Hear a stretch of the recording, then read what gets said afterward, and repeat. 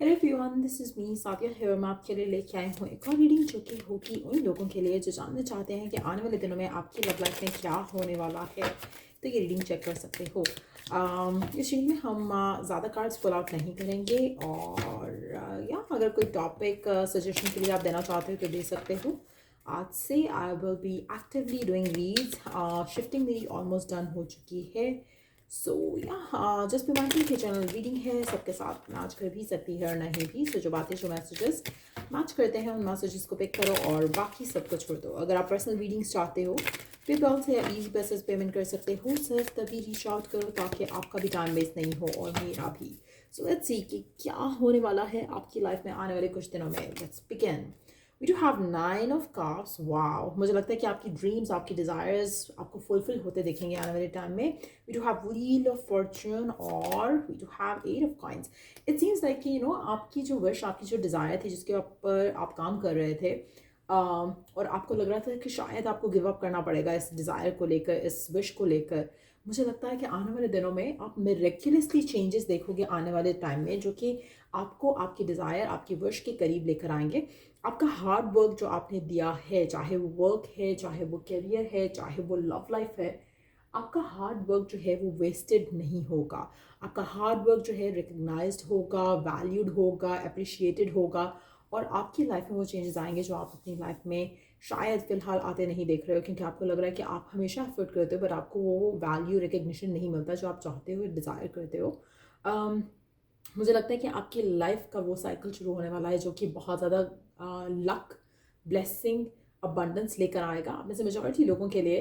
मुझे लगता है कि आप कहीं ना कहीं अगर आप गिव अप करने वाले थे या सोच रहे थे कि शायद ये वर्कआउट नहीं करेगा, आपको गिव अप कर देना चाहिए, बहुत हो चुका, आपको डिसअपॉइंटमेंट हो रही थी, मुझे लगता है कि वो चीज़ अब आपको ज़रूरत नहीं पड़ेगी उस चीज़ को लेकर। अगर आप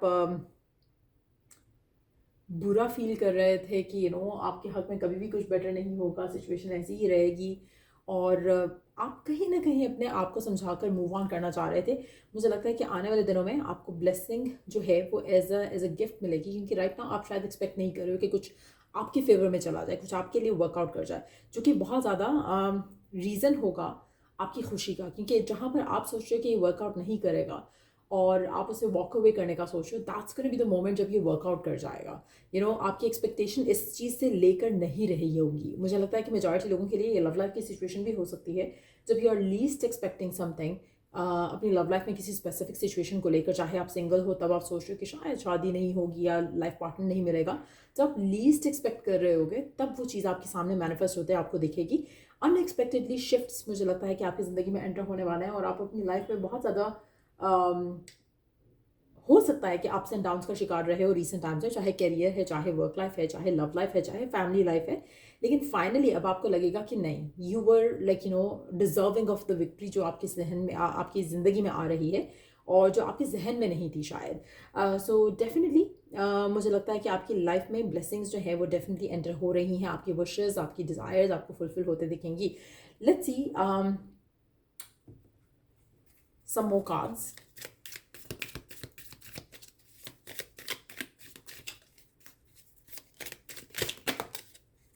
okay,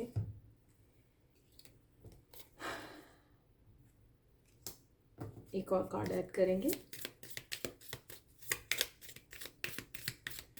new beginnings, new chapters आपकी ज़िंदगी में डेफिनेटली आ रहे हैं। आप में से वो लोग जो राइट नाउ ट्रबलसम किसी भी मैरिज या जॉब या सिचुएशन में है, मुझे लगता है कि आपको ईदर उस मैरिज को वर्क करने का सोल्यूशन मिल जाएगा या फिर आपकी जो ट्रबलसम लाइफ चल रही थी वो ख़त्म हो जाएगी और एक नया चैप्टर, आप दोनों का एक नया फेज शुरू होगा जहाँ पर आप कहीं ना कहीं नॉस्टैल्जिक हो गए अपने पास्ट को लेकर।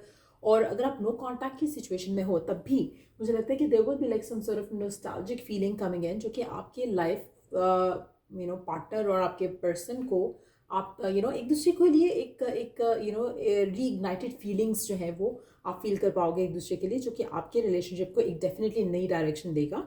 एक और चीज़ जो मुझे लग रहा है यहाँ पर कि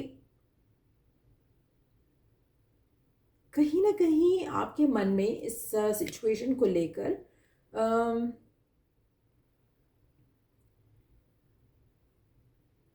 जो मुझे लग रहा है कि जो डेवलप हो रही है, जो पॉजिटिव सिचुएशन डेवलप हो रही है, उसमें आपको लगेगा कि फाइनली आपको वो स्पॉटलाइट, आपको वो लव, आपको वो अप्रिसिएशन मिल रहा है जो कि शायद आपको लग रहा था कि शायद नहीं मिल पाएगा। चाहे वो एक एग्जिस्टिंग रिलेशनशिप है, चाहे वो एक आप सिंगल हो और आपको वो लग रहा है कि आपकी लाइफ में स्पेसिफिक समवन नहीं आ सकता है या आपकी तरफ कोई अट्रैक्ट नहीं होता है, तो मुझे लगता है कि ये चेंज, ये शिफ्ट आपकी ज़िंदगी में आएगा। और स्पेशली अगर हम काम की बात करें, वर्क की बात करें, तो डेफिनेटली आपका वर्क जो है वो रिकग्नाइज होगा।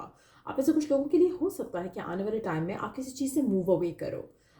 हो सकता है कि this is not what you wanted, लेकिन जब ये कर जाओगे तो वहाँ पर भी आपको जैसे होता है ना, आप काफ़ी टाइम से एक जॉब में हो, एक सिचुएशन में हो जहाँ पर आपको अप्रिशिएट नहीं किया जा रहा है। द मोमेंट यू डिसाइड कि ठीक है, you are ready to walk away, और अगर वो लोग आपको फॉर ग्रांटेड ले रहे थे तो वो आपको सडनली वैल्यू करने लगेंगे। तो कुछ लोगों के लिए ऐसी सिचुएशन भी हो सकती है, कुछ लोगों के लिए ये ऐसी सिचुएशन भी हो सकती है कि जब आप वॉक अवे कर जाओ और you are least expecting this scenario to change, तो आप जब वॉक अवे कर जाओगे, तो जहाँ पे वॉक अवे करके आप जा रहे हो, चाहे वो एक नया जॉब है, चाहे वो एक नया करियर पाथ है, चाहे वो एक नया पर्सन है, वहाँ पर आपको वैल्यू वर्थ मिलेगा और then you will be very happy कि चलो आपने पास वाली सिचुएशन छोड़ दी। सो कहीं ना कहीं एक पॉजिटिव शिफ्ट जो है आपकी ज़िंदगी में डेफिनेटली आप आते देखोगे।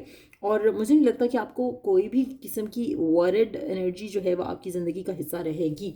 लेट्स सी कि गिवन सिचुएशन में आपको अपने आप को किस तरह से अपलिफ्ट करना है, किस तरह से अपना ख्याल रखना है, ताकि जो आप डिज़ायर कर रहे हो वो आपके लिए आसानी से अचीवेबल हो सके। लेट्स सी क्या है आपके लिए गाइडेंस।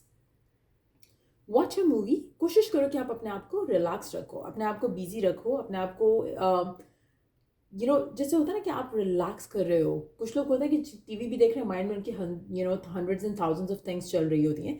आपको अपने आप को रिलैक्स रखना है। जितना ज़्यादा आप अपने आप को रिलैक्स रखोगे, उतना ज़्यादा आपके लिए सिचुएशन जो है वो फेवरेबल होती जाएगी। If you want to watch a movie, कुछ और करने का दिल करे, कुछ और करो जिससे आप रिलैक्स कर सको। ज़्यादा स्ट्रेस नहीं लो किसी भी चीज़ का, चीज़ें वर्कआउट हो जाएंगी। Sync with the moon. आप में से कुछ लोगों के लिए मुझे लगता है कि जो मून एनर्जीज़ हैं या मून साइकिल्स हैं वो आपकी लाइफ को बहुत ज़्यादा इन्फ्लुएंस करते हैं। तो कोशिश करो कि with new moon set new intentions, ताकि वो आपकी फुल मून के टाइम तक मैनिफेस्ट हो सकें। सो मून एनर्जी को कोशिश करो कि यू वर्क विद इट, ताकि आप अपनी मैनिफेस्टेशन की तरफ वर्क कर सको, रादर दैन कि आप उसको इन्फ्लुएंस करने दो अपनी बाकी एरियाज ऑफ योर लाइफ को। ठीक हो क्या? Then you do have a journal. So अगर आप जर्नलिंग करते हो, डिज़ायर जो भी है आपकी उस चीज़ से रिलेटेड, तो वो आपके लिए काफ़ी वर्क कर सकती है। राइट डाउन द थिंग्स जो आप मैनिफेस्ट करना चाहते हो एंड देन सरेंडर। आप में से कुछ लोगों के लिए जो जर्नल नोटबुक होती है वो रखना वर्क कर सकता है। कुछ लोगों के लिए ये भी वर्क कर सकता है कि जो आपकी विश है, जो आपकी डिज़ायर है, आप उसको किसी पीस ऑफ पेपर पे लिखो और फिर उसको give it away to the universe. चाहे वो आप समुद्र पे जाकर वहाँ पर उस पानी में बहा दो, चाहे वो आप वैसे हवा में उड़ा दो बाहर, कुछ भी जो आपको लगे कि आपके लिए ज़्यादा अच्छा आप फील करते हो। अगर आपको लगता है कि आप अपनी बुक में लिखना चाहते हो, फिर आप लुक बैक करना चाहते हो, you can do that as well. तो वो चीज़ें करना आपके लिए काफ़ी फ्रूटफुल रहेगा और आपका माइंडसेट जो है वो काफ़ी फोकस्ड रह सकेगा पॉजिटिव चीज़ों के ऊपर। सो ये भी करना आपके लिए फ्रूटफुल रहेगा। सो ये रीडिंग आप लोगों की अगर आपको हेल्प किया हो, गाइड किया हो, तो लाइक शेयर सब्सक्राइब ज़रूर करो। Till I do the next reading आप लोगों के लिए टेक केयर एंड बाय।